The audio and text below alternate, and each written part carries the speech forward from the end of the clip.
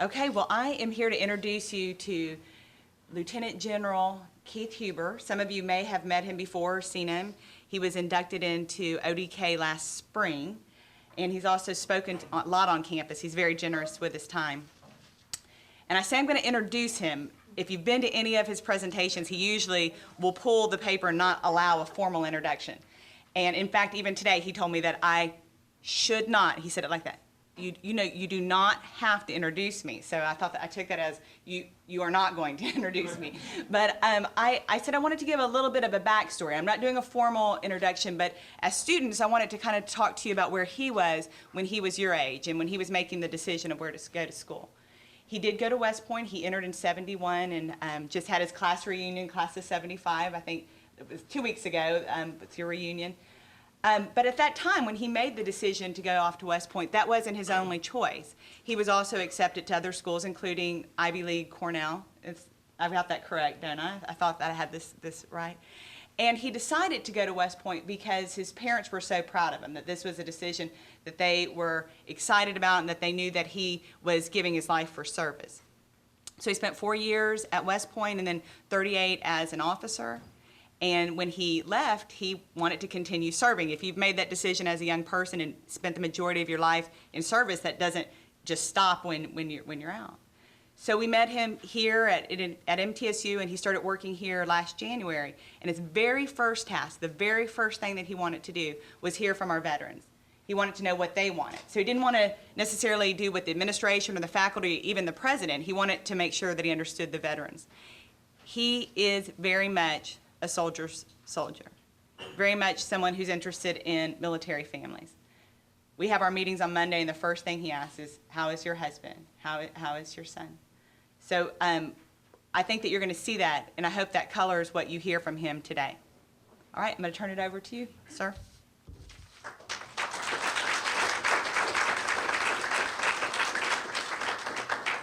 I'm going to steal part of your space. Thank you. I was asked to speak today about who are our veterans and specifically who are the student veterans at Middle Tennessee State University. So let me figure this out first. How many veterans do I have in the room? Okay, how many military family members do I have in the room? Okay, thank you. I appreciate that. Less than 1% of the American public has served in uniform.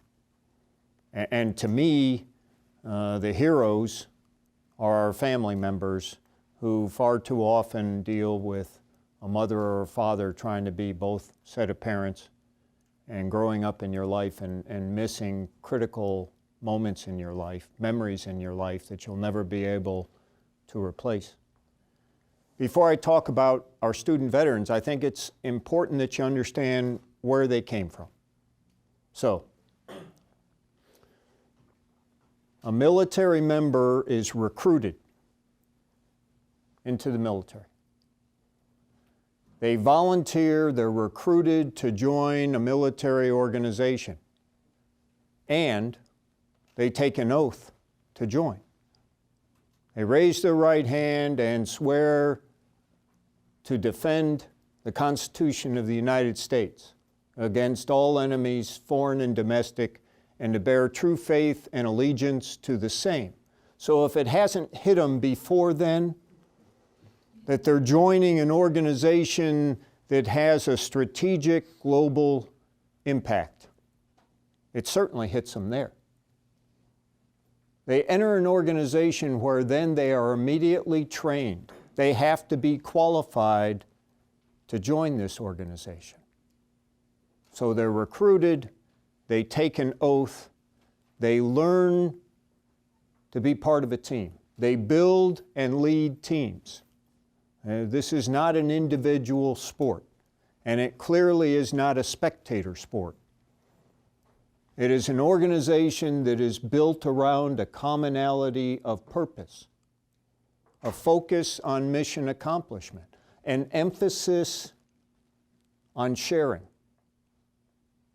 Sharing resources, sharing time, sharing tasks, sharing labors, sharing hardships, sacrificing. It is an organization where everyone realizes that it has a more profound impact than their own egos.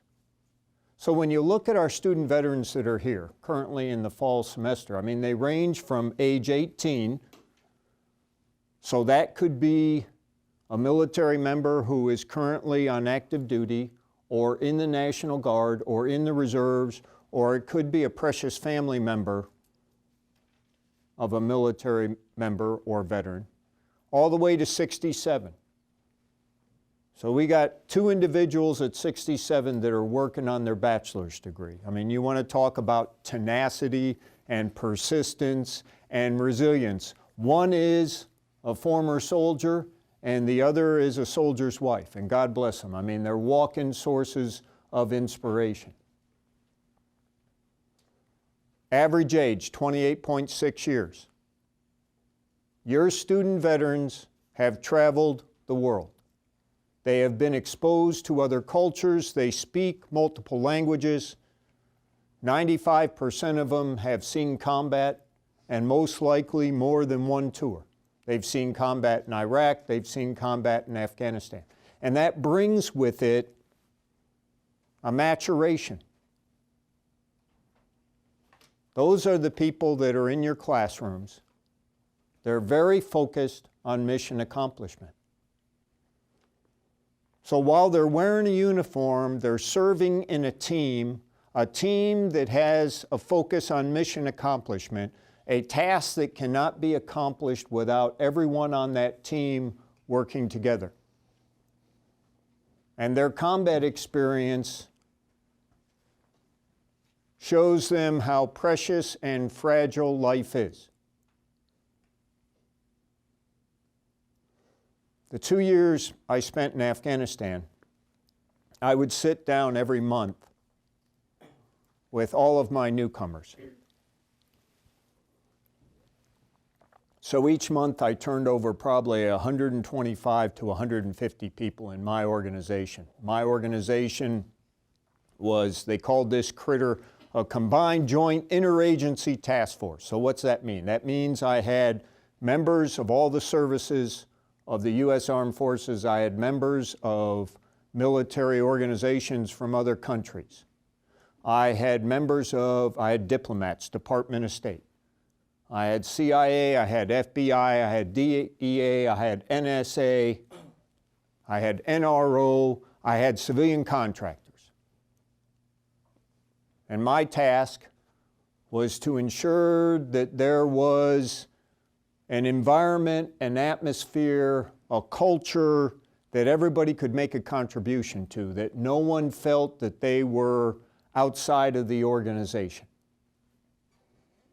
I have people come up to me and go, "Gee, General, we'd like you to talk about leadership, but we know you don't know anything about it." Because what's a general need to know about leadership? I mean, you've got tens of thousands of people that are just waiting on you to say something, and then they're going to do it. So not only don't you know anything about leadership, you don't have to do any work. All these people do it for you. And it amazes me because the people who say that don't share a commonality of experience that I have, particularly in combat. You cannot order someone to follow you. People allow you the privilege to lead them. They willingly follow you, at times to their death. Not based upon your gender or your age or your physical size or your strength or even your rank or your duty position.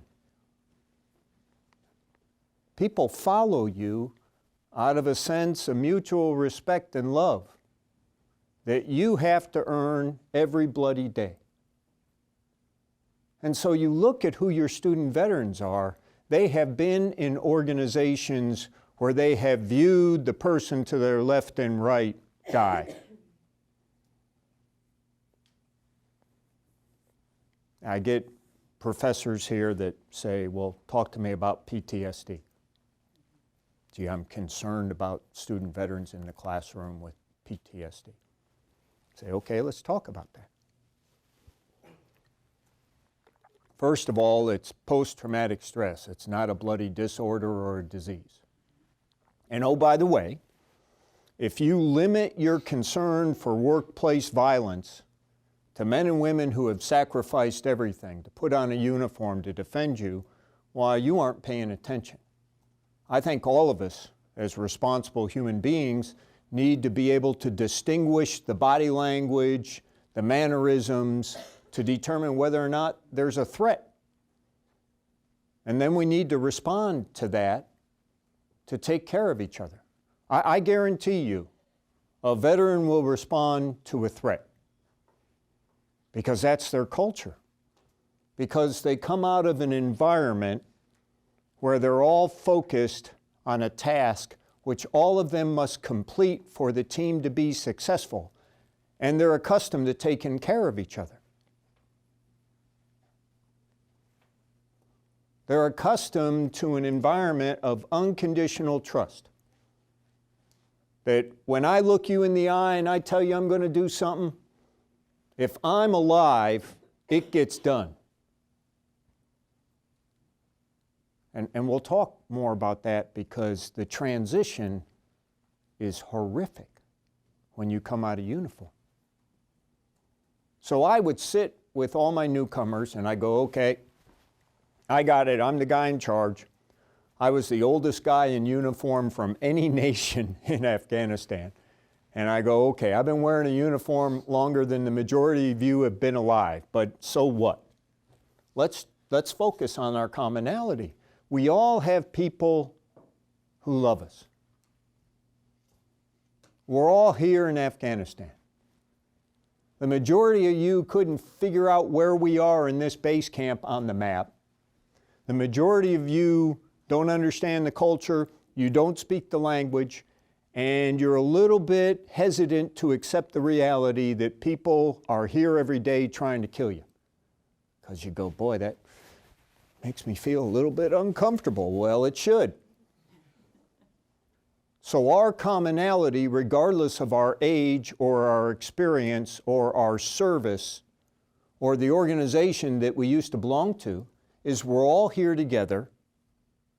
We all have people who love us, who don't know anything about what's going to happen here, and all they hear is on the news, and it's all bad.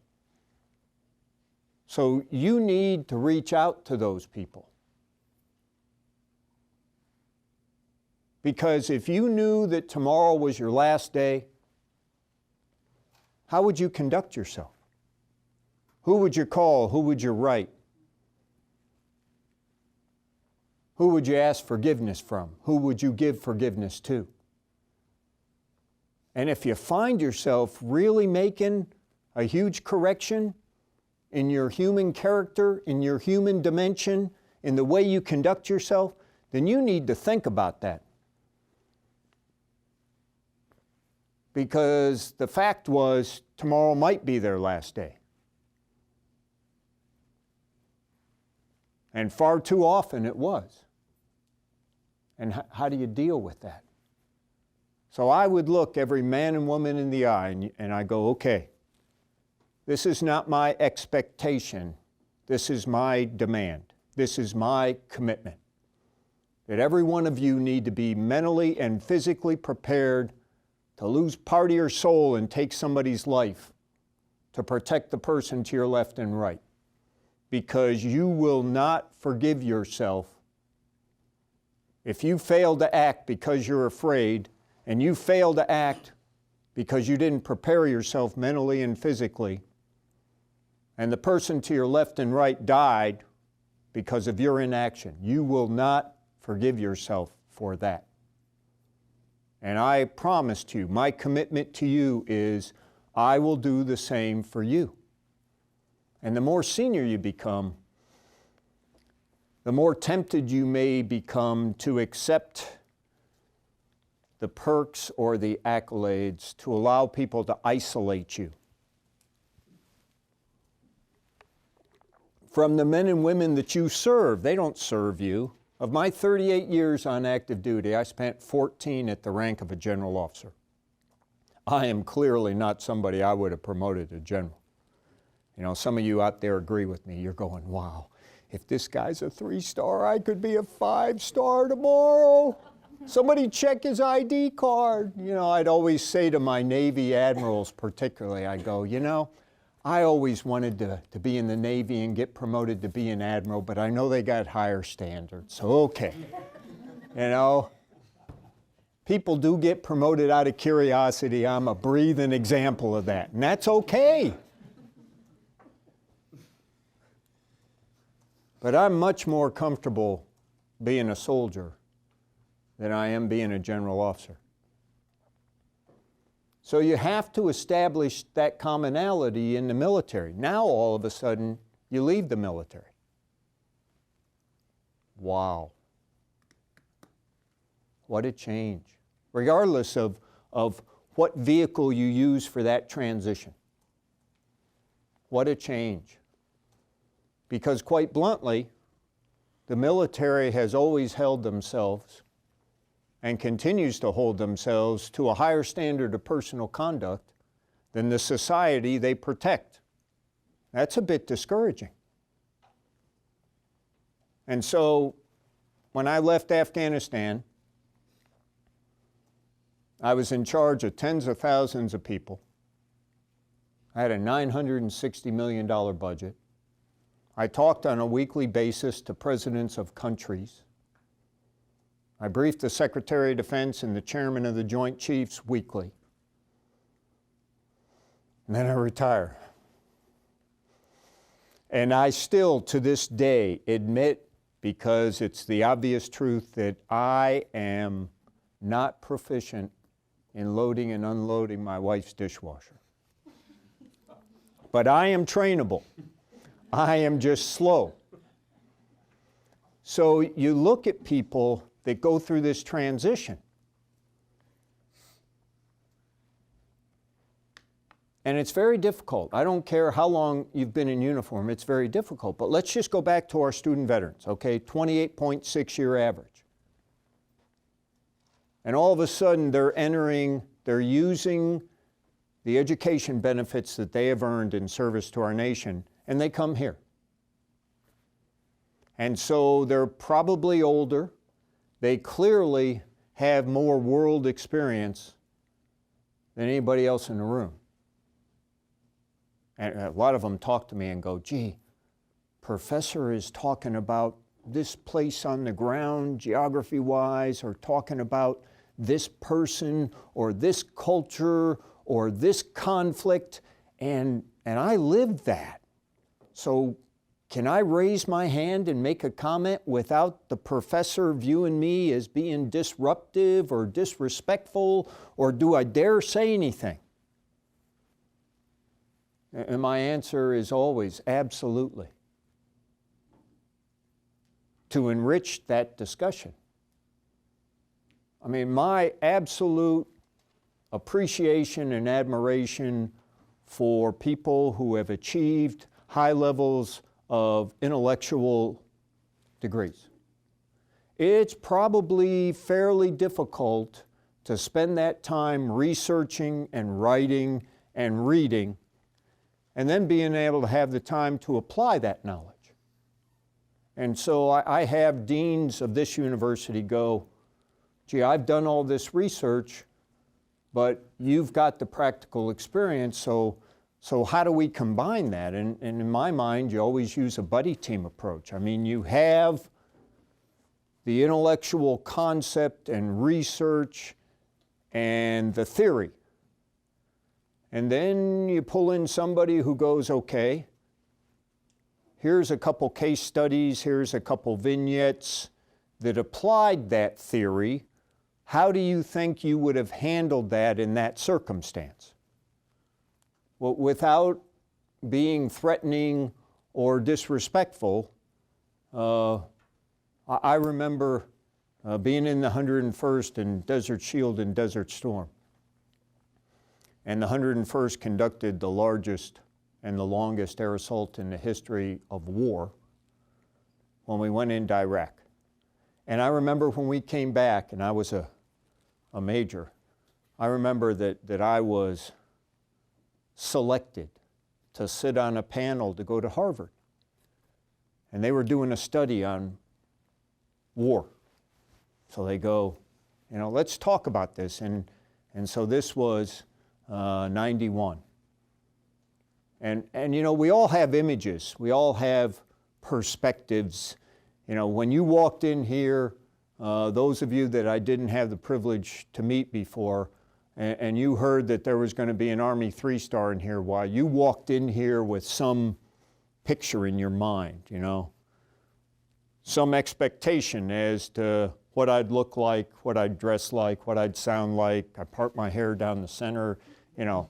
And then, based upon your brief, though painful interaction with me right now, why you've measured how I matched your expectations. So, I mean, to me, an infantry special ops guy in 91 as a major, if you had gone, gee, you're going to go sit in front of a bunch of Harvard PhDs, my image would have been, okay, jacket, elbow patches, pipe, ascots, no socks, loafers with a penny in them, you know. And so that's exactly what I found. It was amazing, you know, and it was like I'd been to Harvard. Okay, so I'm sitting in front of these guys, and they were all guys at that time, and they're critiquing what we did in Iraq in combat. And they're pulling it apart and quoting all this stuff. And so I'm sitting there, I got a major, a colonel, and a 1-star general. And they're all being polite. And I go, gentlemen, let me tell you something. There's just certain things in life that you can't learn from reading or writing or researching. You got to feel it. You got to touch it. You got to suffer through it. You got to be part of it. You got to sacrifice. You got to have that granularity of what it means when a helicopter sets down in the middle of the desert and you get sandblasted. You got to understand what it's like to pick somebody up who's been wounded and watch their life ooze away no matter how hard you try to save it. You can't read about that. You can't research that. You sure shouldn't write about it unless you've experienced it. So the men and women who are here in your classrooms who have felt that, you know, a lot of them have been subjected to loud noises. And so very typically, any student veteran you have will position themselves in the room so that they have the best vantage point on the room, so that they can see what's going on. They won't want to be in elevators. They won't want to be in screaming crowds. They don't like loud noises because they've been in confined vehicle spaces that have run over improvised explosive devices, because they've gone to rescue their friends out of small places that were firing and burning and people screaming and shots going off. You know, I got here 2 years ago now to Franklin when I retired. And last year, I'm trying desperately to make up for all the time that I've been apart from my precious family. And so my wife likes Journey. So Journey comes to Bridgestone, and I go, aha, I'm really going to do something good. You know, I'm going to get plus points on this Ranger Patrol. So I buy tickets to Journey. I tell my wife, Shelley, guess what? Guess what kind of guy you married, huh? What's with this? We're going to Journey. And she goes, okay, let me get this right, Huber. I mean, the first thing she said when I came back and I retired, she goes, Huber, you've been a general for 14 years. You haven't driven yourself any place lately. I think I'm calling the Department of Motor Vehicles and get you retested before you get on the road. But the jobs I had as a general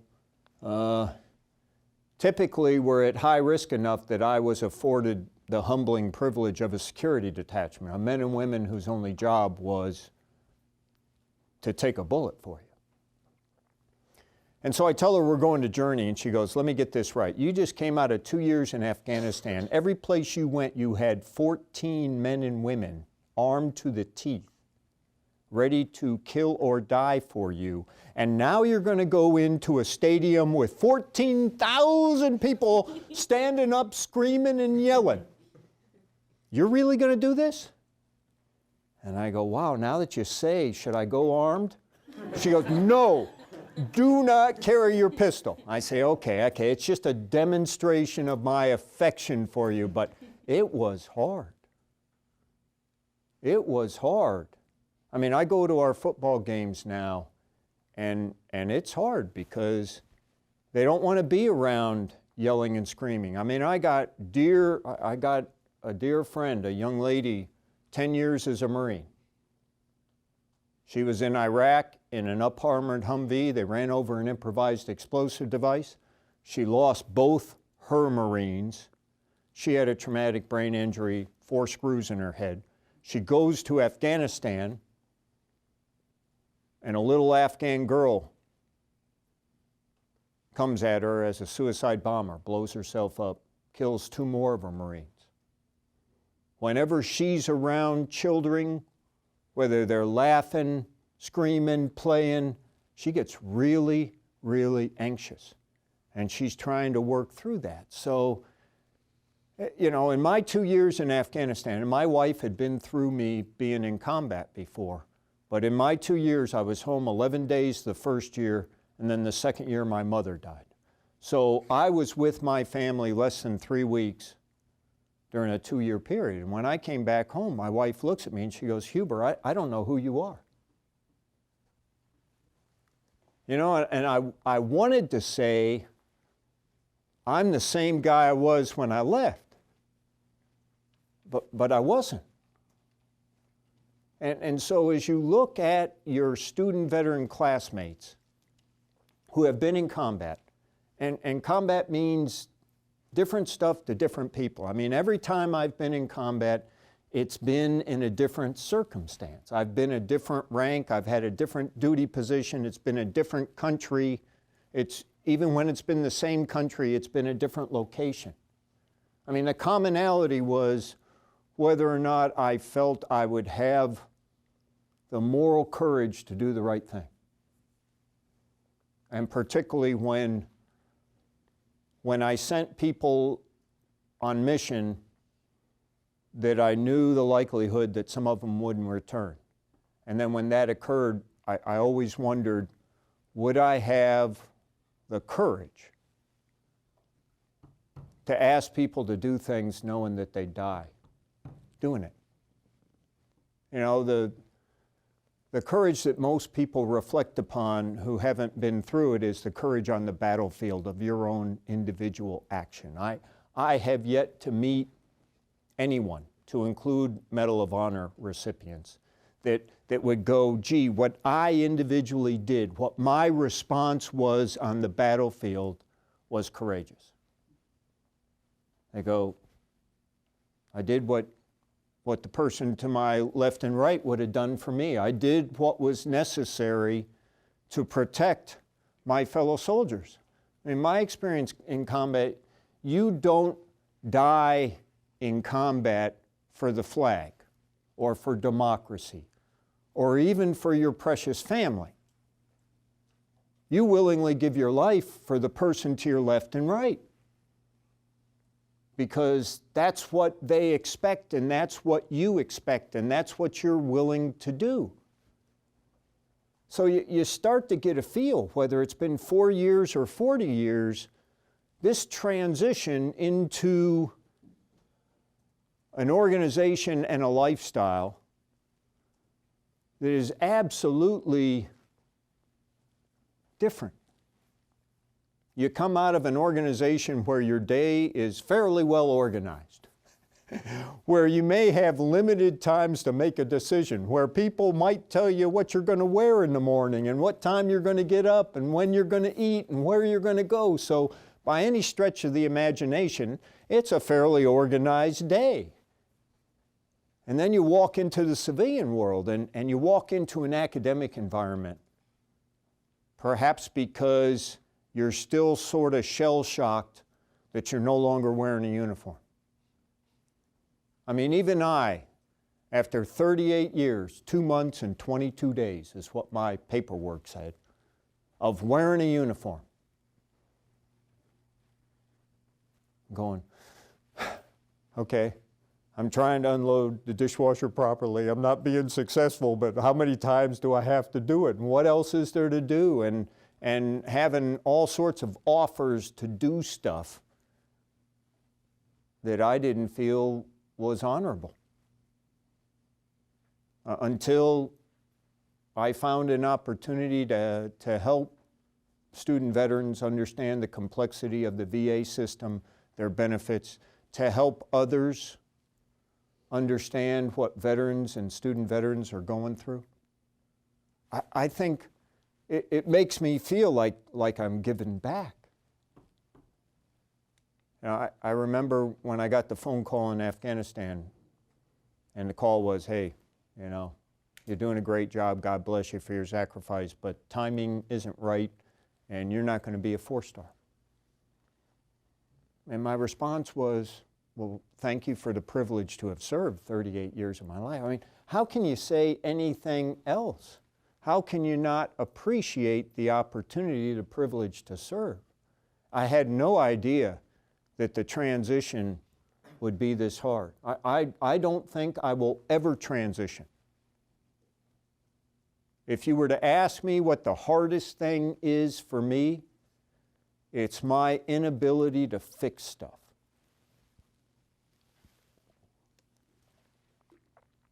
Because I was in a position where I was talking to the SecDef, I was talking to the president.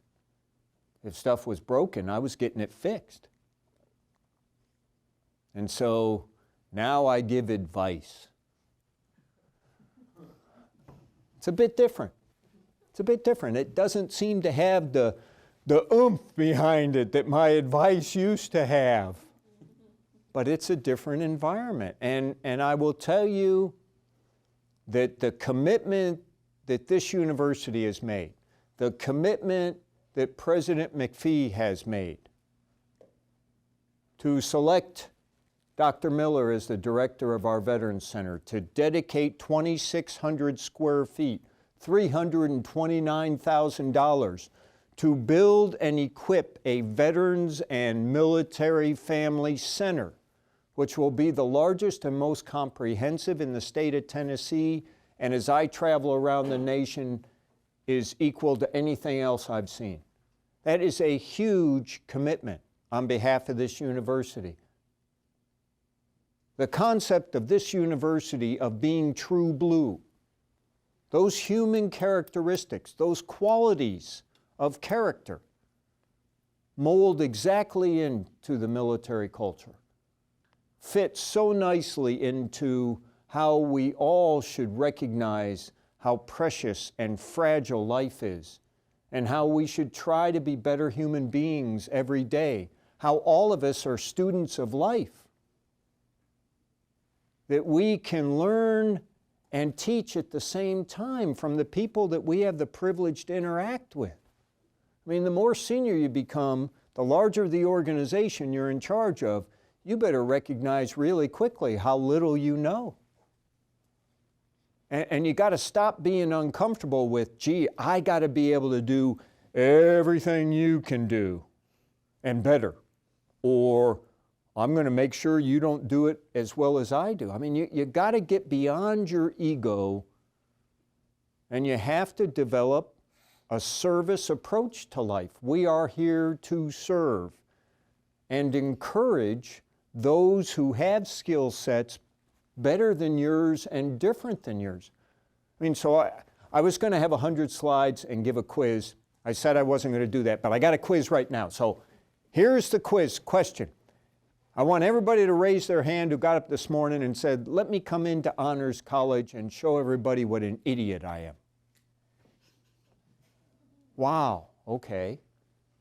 So just think about that. I mean, nobody gets up in the morning and goes, let me demonstrate to people how self-serving I am, how selfish I am, how mean I am, how stupid I am.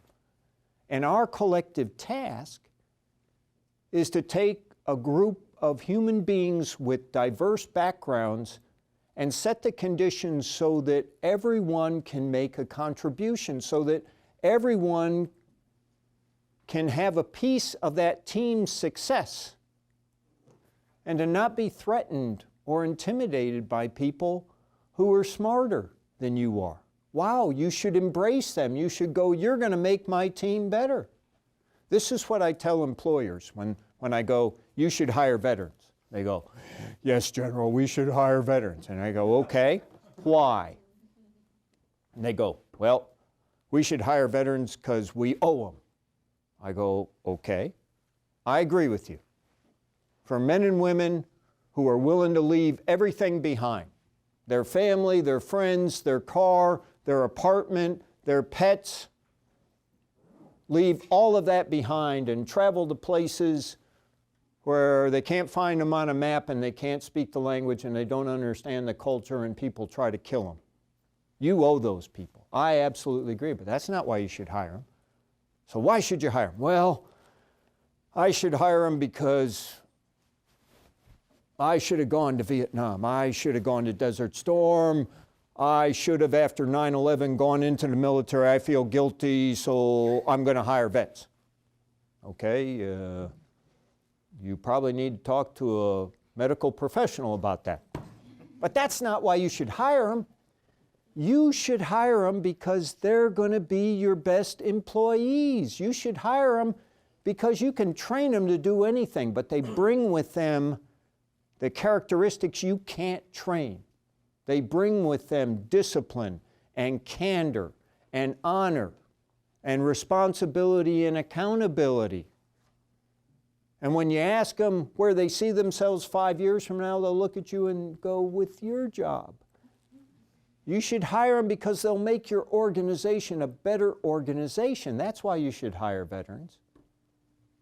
And so, people that are concerned with PTSD, absolutely. But don't limit that to our men and women who have sacrificed and put on a uniform. I tell you, I have nightmares about people who have died under my command. I have nightmares over lives I've taken. That's not going to go away. I can't imagine that it would ever go away. And if I'm in a room with evil people, I'm going to correct that.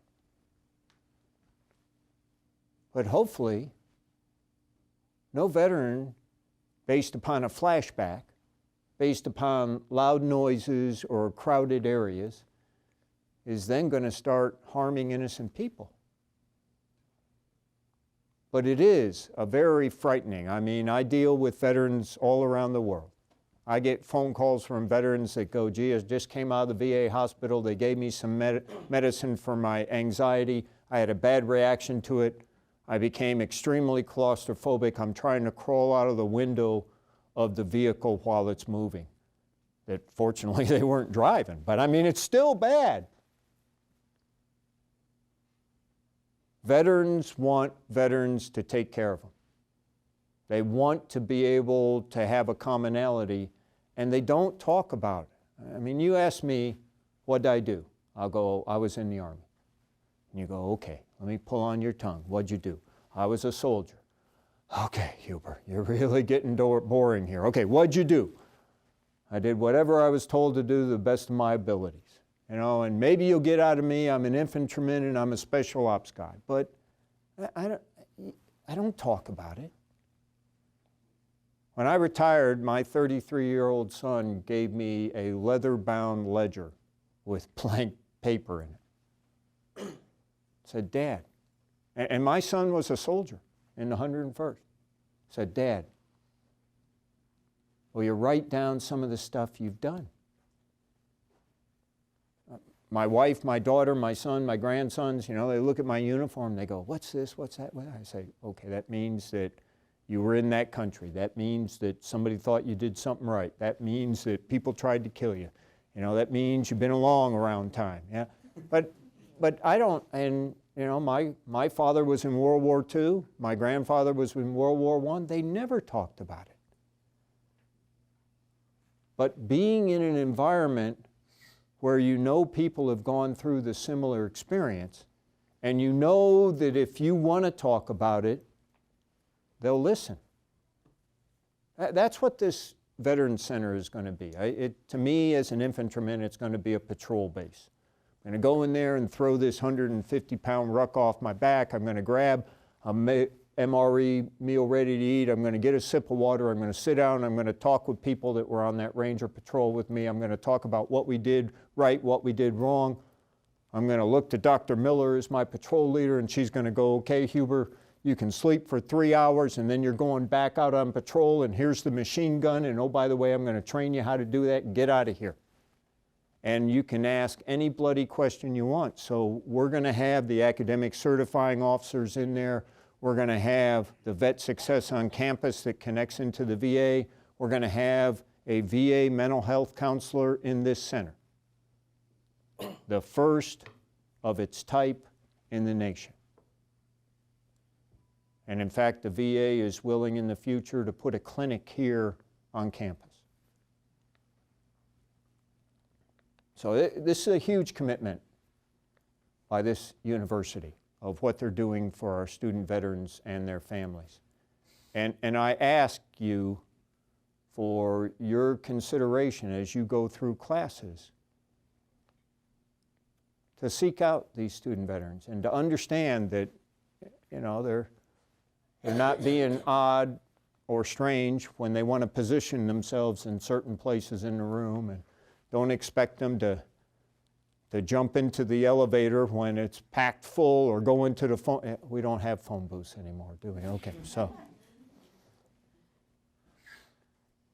I'm really proud of this university, and I'm very humbled to try and make a contribution at this point in time, and I thank you for your patience, and I will let you interrogate me with the caveat that questions are always easier than answers. There is no responsibility associated with a question other than to try and stump the speaker into a poor answer. So I'm sure you'll be successful with that.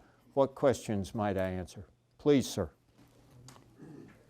In the past couple of years, with all of the veterans that you've talked to, does there seem to be any sort of consensus about what they think should be done about ISIS?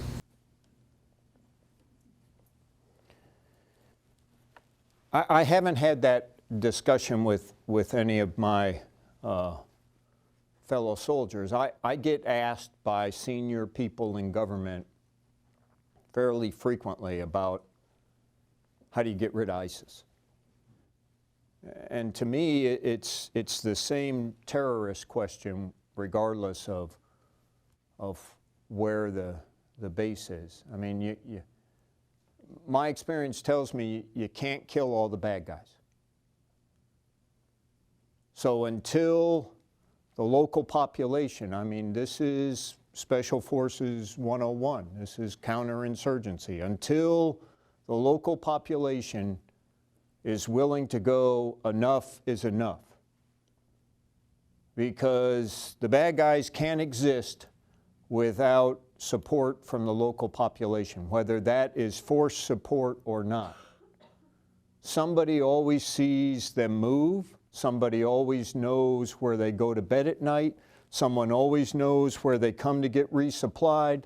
Somebody always knows where they placed the improvised explosive devices. So in Afghanistan, it ran me into a dilemma when I would have a detainee that I knew the circumstances of capture. So I would have the drone video of individual digging a hole, placing an improvised explosive device in that hole, and then seeing the American patrol come over, detonate it, maim and kill US soldiers. And I would have the fingerprint of the individual on the pressure plate, and I'd have his DNA on the battery wire.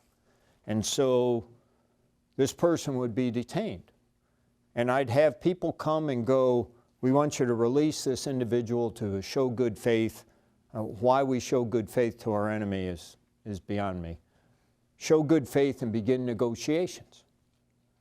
And so they'd go, so this is just a farmer, you need to release him. And I'd go, no. Because what I couldn't determine was the risk. The risk of that individual returning to the battlefield and killing more US soldiers. And I couldn't determine that risk because he wouldn't tell me why he did that. I didn't know if he did that because the Taliban was in his house ready to butcher his family if he didn't. I didn't know if he did that because the Taliban paid him $10 and he needed that to feed his family.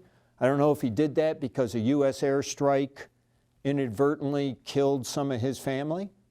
I don't know if he did that because he, in fact, was a hardcore Al-Qaeda or Taliban operative that as long as he drew a breath, he was going to kill the foreign invaders, infidels in Afghanistan. So, until the local population is willing to turn against the insurgent, it becomes a very difficult endeavor, whether it's ISIS or anybody else. Other questions? Wonderful. They tell me it's against the law. I was just curious about the stars and how you earn stars and how that works.